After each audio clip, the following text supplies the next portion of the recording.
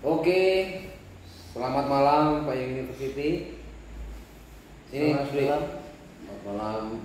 Kita jumpa lagi di channel YouTube Pak University. Kita lama tidak berbincang tentang dunia pemberdayaan. Malam ini kita ingin membahas sedikit tentang bagaimana desa. Kemarin kan ada demo-demo tuh, kepala desa 9 tahun ini. yang menuntut 9 tahun jabatan kepala desa. Nah, ini di samping saya ada Mas Dwi Nugroho, dan ini didukung juga oleh Budiman Sujatmiko sebagai salah satu dari inisiator Undang-Undang Desa tahun 2014 ya. Nah, bagaimana Mas Dwi menyikapi sepertinya desa akan mengalami involusi gitu, karena akan muncul para status quo, orang yang memimpin. Kalau ini digolkan dan kayaknya presiden katanya setuju, bayangkan 9 tahun 9 tahun desa dipimpin oleh orang yang bisa jadi dia akan anti kritik, demokratisasi kemudian tidak terjadi karena 9 tahun itu lama sekali. Dan tapi mereka pasti ada argumentatif ya, kenapa harus dipertahankan, kenapa ditambah 9 tahun. Sedangkan ya kita tahu periode sekarang itu kepala desa itu 6 tahun satu periode itu, dan dia bisa 3 periode. Jadi dia bisa nyalon sampai ketiga kali, artinya 18 tahun. Nah, saya nggak tahu nih konsepnya, kalau nanti 9 tahun dia 3 periode, berarti 27 tahun loh. Atau hanya 9 tahun aja, nggak ada periode? Enggak, itu sebenarnya kan gagasannya udah lama. Sejak Menteri Desa ya, Gus Salim Iskandar itu kan juga. Sebenarnya gagasan ini ya nggak tahu ya ini datangnya dari siapa awalnya, tapi perbincangan 9 tahun itu kan dari Gus Salim awal-awal ya. Kemudian kok tadi itu ada berita tentang Budiman ya, 9 tahun yang kemudian dia juga mengamini. Artinya kalau 9 tahun itu isunya adalah hanya 2 periode. Artinya yang awalnya kan 3 periode nih. 3 periode kali 6 berarti 18. Terus kemudian dibulatkan jadi 2. Sebenarnya isu itu diambil karena hanya 2 periode. Hanya 2 periode. Ya sama aja 18 tahun loh. Sama saja. Tapi kan isu itu dilandasi dari asumsi bahwa kalau mengadakan pemilu apa pilkades itu selama ya 3 kali ya berarti ya, itu akan menghabiskan biaya dan lain-lain. Saya pikir itu bukan alasan yang fundamental untuk menambah masa jabatan. Tapi yang jadi kritik saya sebenarnya, apakah kemudian 9 tahun itu bisa menyelesaikan permasalahan desa? Itu sebenarnya yang juga dibangun, gagasan itu yang juga dibangun oleh beberapa inisiator lah 9 tahun itu. Tapi saya pikir ketika memang kepala desanya tidak berkompeten, kepala desanya tidak memiliki gagasan, itu akan percuma saja kalau menurut saya. Sebenarnya problem mendasar apa sih? Kenapa kemudian kita lihat ya karena kita sering berjumpa kepala desa, banyak kepala desa kesini. Terakhir kemarin saya ketemu 311 kepala kampung di Lampung Tengah, di Lampung Timur ketemu. Jadi saya roadshow 4 hari di Lampung Tengah.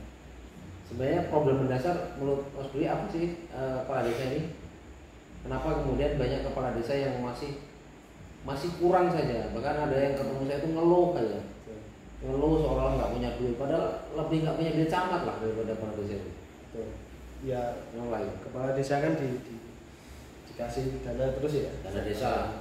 Sebenarnya problem itu juga. Ya kalau aku pulang ke desa itu ya, ketika kita kalkulasikan dana 1 miliar ya meskipun nggak ada 1 miliar yang keluar ya di desa saya, ya hampir tidak ada perubahan yang berarti ya. Pembangunannya begitu saja, terus sumber daya manusianya begitu saja. Pada akhirnya mereka juga harus mencari sumber pekerjaannya masing-masing. Artinya dana desa itu juga tidak teralokasikan dengan baik. Nah, problemnya kalau menurut saya memang kapasitas dari kepemimpinannya itu bagaimana.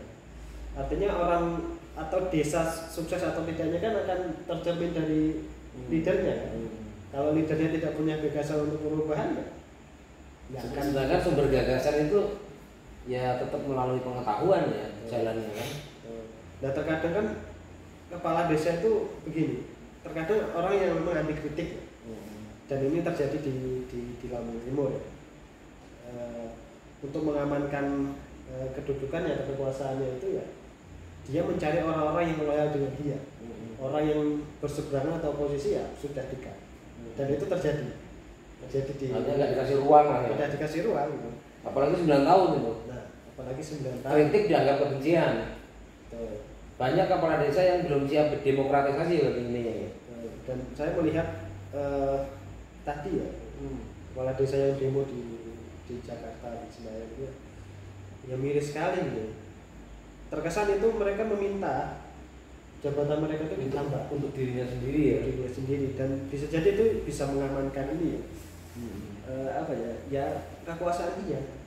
Tapi saya kira sekelas Budiman Sujatmiko dengan reputasi panjangnya, apa ia tidak mengerti tentang jalan panjang pemberdayaan? Kan sebenarnya yang mesti disadari, desa ini kan bukan butuh Superman kan. Desa itu bukan butuh sosok satu orang saja gitu. Mestinya seorang leader desa itu dia mulai menjembatani generasi, bahwa generasi dia yang mungkin ya hari ini kepala desa kebanyakan kan masih orang tua, belum beradaptasi dengan media digital. Mungkin mereka juga mulai meninggalkan kebudayaan desa, salah satunya adalah gotong royong gitu. Semakin ada dana desa tuh kenapa kok ini ya, gotong royong malah semakin terkikis ya. Masyarakat tidak menangkap dana desa sebagai spirit, tapi seolah-olah itu bisa menuntaskan semua kebutuhan desa gitu. Saya pikir masyarakat itu sudah terkooptasi dengan budaya konsumerisme. Artinya kalau ada dana desa pasti ada dana bantuan. Nah, ketika ada sudah dana desa ada dana bantuan ya, dana PKH, dana sosial. Dan mereka sudah apa ya? Mengukur bahwa ya kalau itu ada dana desa atau dana sosial ya, pasti mereka sudah terjamin ya kesejahteraannya. Ya setiap bulan kan dapat. Dan kemudian buat apa gotong royong gitu? Itu kan sudah tugasnya pemerintah dengan dana padahal nilai gotong royong itu lebih mahal daripada uang itu sendiri. Dan saya pikir juga begitu. Dan itu sangat apa ya, terasa lah. Bagaimana kemudian dulu orang berduyun-duyun membersihkan halamannya atau membersihkan jalan, gotong royong untuk membangun jalan dan lain-lain, dan itu sangat terasa sekali. Kebudayaan itu yang saya pikir sudah mulai hilang. Orang-orang sudah mulai memikirkan dirinya sendiri, bagaimana mendapat uang, bagaimana bisa makan. Beda dengan orang-orang dulu ya. Saya kasih gambaran gini. Kemarin kan kami di Payuni bikin membuat lamban gahari. Tuh di belakang. Nah itu kayu-kayunya dari kayu bekas itu. Tapi malah kayu bekas yang bagus, dari bekasnya tombongnya Bu Tri, dari tiang di tengah ruang ini yang udah umur kayu itu mungkin udah melampaui manusia hidup hari ini.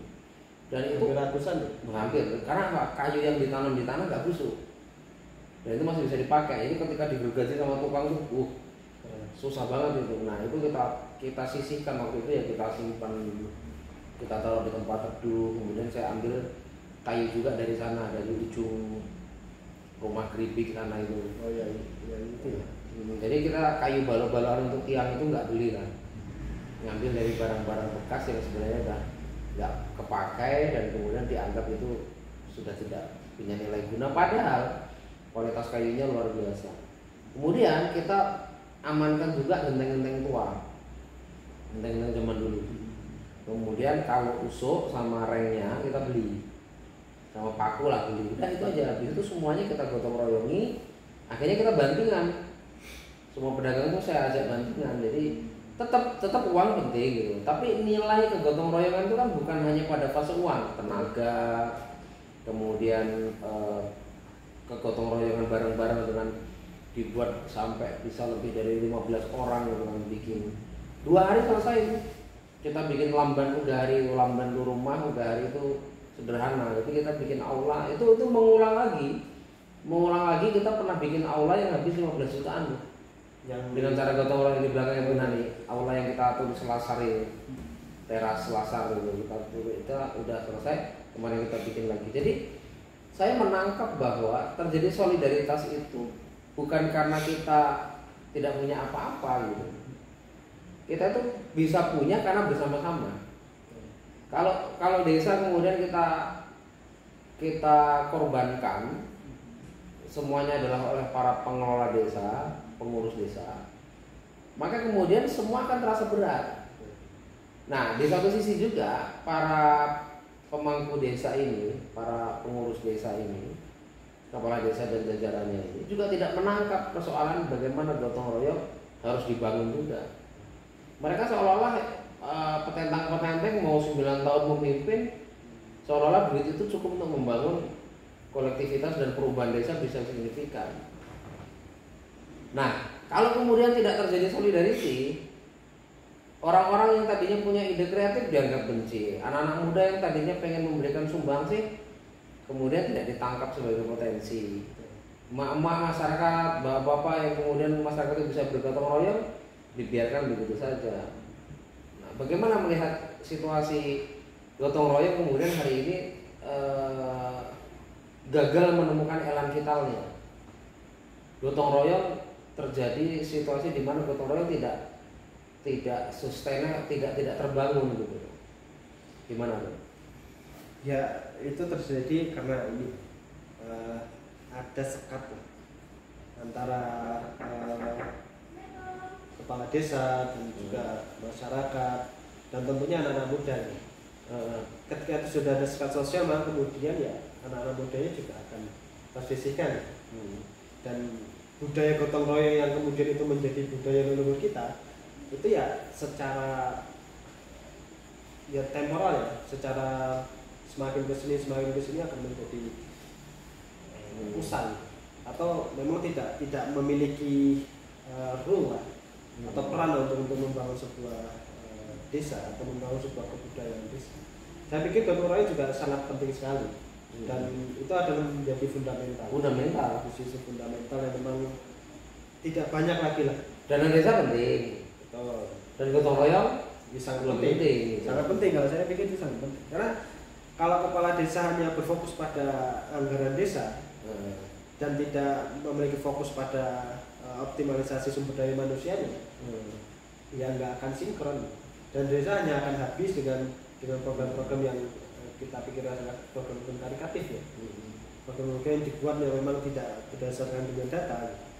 Dan itu yang menjadi kritik kan.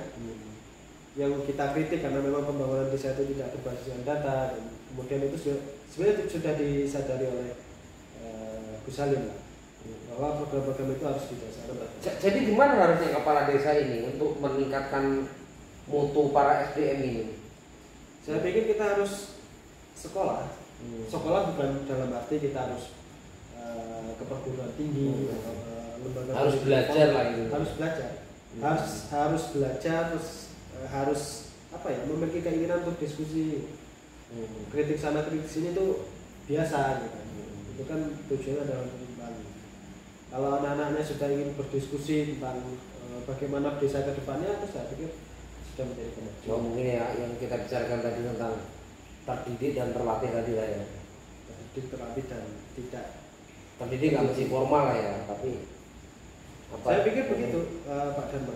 Karena gini, yang saya rasakan 2 tahun kuliah di UGM ini, 2 tahun kan saya tidak ke Jogja ya. Saya pikir ya ada sisi positifnya. Kemudian kan saya juga banyak menimbul bahwa ini artinya belajar saya itu bukan di UGM, belajar saya itu ya di Payung. Bagaimana kemudian saya mengerti keadaan sosial masyarakat, terus kemudian saya mengerti aspek-aspek sosiologisnya, aspek-aspek psikologisnya. Malah lebih mahal ya. Saya pikir itu lebih teorinya didapat, tetap teori kan penting. Di UGM kuliah kan online tetap dapat teori, tapi disaring dengan di apa ya? Dibenturkan dengan realitas ketika dipayungi ya. Dan itu sangat mahal. Artinya aktivitas kita di payung itu nilainya sangat mahal sekali karena seringkali saya bercerita ke teman-teman ya, ke dosen pada saat diskusi itu mereka juga sangat tertarik. Dan saya melihat beberapa dosen di UGM itu kan juga sudah mulai melakukan program-program pemberdayaan lain. Ya meskipun ya mereka juga terbatas karena harus mengajar dan lain-lain. Dan kita di payung itu kan sangat memiliki kebebasan ya. Bereksperimen, terus kemudian membangun jejaring dengan banyak stakeholders dan lain-lain itu menjadi ilmu yang sangat mahal bagi saya ya. Dan itu yang juga membentuk karakter lah. Kepekaan saya terhadap masyarakat dan lain-lain. Artinya kan orang terkadang terbentur oleh dua hal, karena ekonominya atau karena pendidikannya. Saya pikir ketika saya sudah berkecimpung di Palini ya sejak tahun 2011 itu saya memiliki banyak pengetahuan dan juga kepekaan, dan itu sangat mahal bagi saya karena saya bisa bercerita dengan kolega-kolega ya, bagaimana pemberdayaan ini semestinya harus dilakukan. Begitu sih Pak. Jadi itu antara ketemu antara teks dan konteks ya.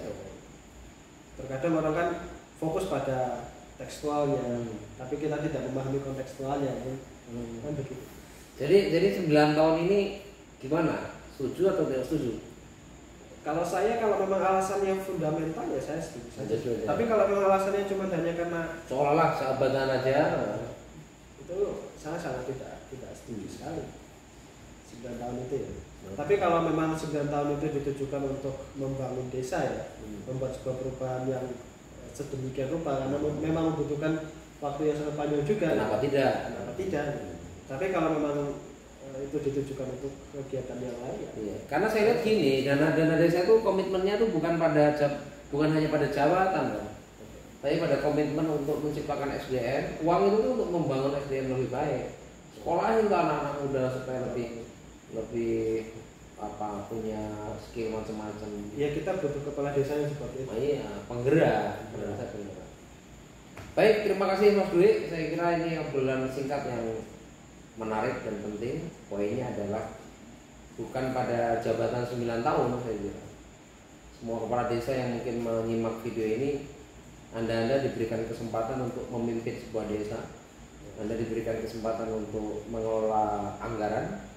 Anda diberikan kesempatan untuk meningkatkan SDM, dan dari situ Anda akan menemukan ide-ide kreatif, mempromosikan kampung Anda, menciptakan lapangan pekerjaan, membuat kampung Anda menjadi terkenal yang secara positif, dan saya kira tujuannya adalah kesejahteraan masyarakat desa itu sendiri.